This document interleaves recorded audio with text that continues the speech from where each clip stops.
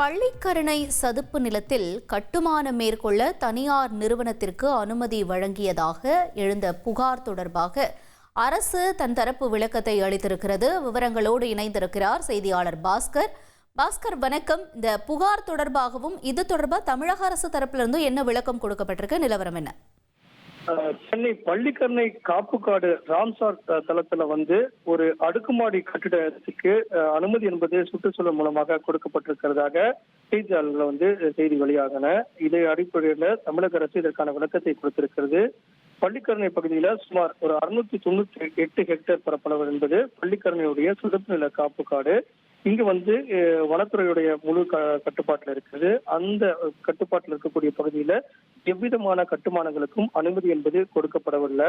ராம்சாத்திரமாக அறிவிக்கப்பட்டிருக்கக்கூடிய 1248 hectare பரப்பளவுல பள்ளிக்கரணையுடைய சதுப்பு நில காப்புக்காடினுடைய அந்த பரப்பளவு என்பது 698 ஹெக்டேர் நிலமும் இருக்கிறது.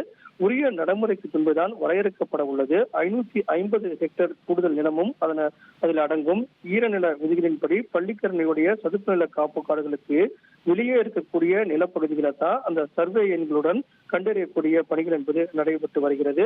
அதன் அடிப்படையில் தான் அங்கு வெளியே, அதாவது சதுப்பு நில காப்பு காடுகள் பகுதிகளுக்கு வெளியே இருக்கக்கூடிய பகுதிகளுக்கு மட்டும்தான் வருவாய்த்துறை என்பது அனுமதி கொடுக்கப்பட்டு வருகிறது.